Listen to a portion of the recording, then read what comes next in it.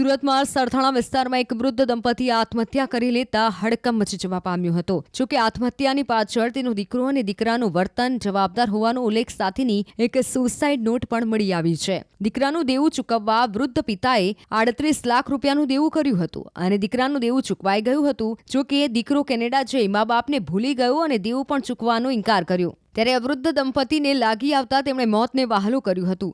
પિતા પુત્રના સંબંધોને શર્મસાર કરતી આ ઘટનાએ સૌ કોઈને ચોંકાવી દીધા છે. મળતી વિગતો પ્રમાણે ચુનીભાઈ ગેડિયાએ પોતાના પુત્રને કેનેડા મોકલવા અને પિયુષની ઉપર થઈ ગયેલું દેવું ચૂકવવા માટે પોતાના દાગીના રોકડ રકમ તો આપી દીધી હતી, પરંતુ સગા સંબંધીઓ પાસેથી વ્યાજે રૂપિયા પણ લઈ આવ્યા હતા.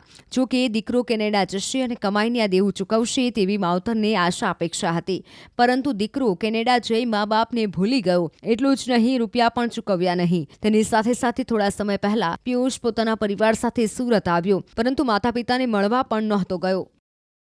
સરથાણા પોલીસ સ્ટેશન હદમાં મીરા એવન્યુ ખાતે રહેતા ચુનીભાઈ ભગવાનભાઈ ગેડિયા તથા તેઓના ધર્મપત્ની મુક્તાબેન ચુનીભાઈ ગેડિયાનાઓએ તારીખ 4/5/2024ના રોજ પોતાના જ ફ્લેટની અંદર પોતાના રૂમમાં પંખાના હૂક સાથે બંને વ્યક્તિઓએ દોરડું લગાવી અને સુસાઇડ કરેલ હોય, જે અનુસંધાને સરથાણા પોસ્ટે અકસ્માત મોતનો ગુનો રજીસ્ટર થયેલ છે.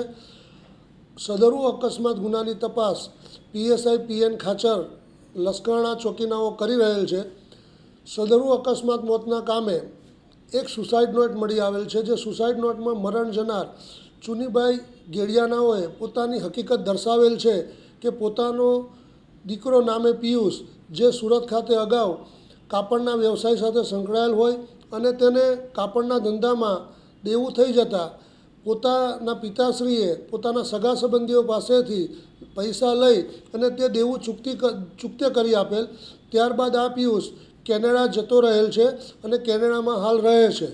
પરંતુ કેનેડા ગયા પછી પિયુષનું વાણી વર્તન તેના મા બાપ સાથે બદલાઈ જતા અને તે કોઈપણ રીતે સંપર્કમાં ના રહેતા, વાતચીત ના કરતા, તે બાબતનું તેઓને લાગી આવતા પોતાનું તથા પોતાની પત્ની બંને સુસાઇડ કરેલ છે, જે હકીકત તેઓએ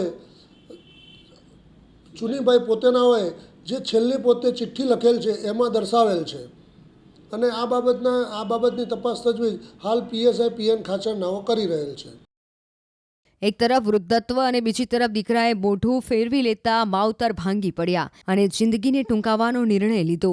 આ વાતનો ઉલ્લેખ તેમણે પોતાની સુસાઇડ નોટમાં પણ કર્યો છે. પોલીસે સમગ્ર મામલે ગુનો નોંધી તપાસ હાથ ધરી છે.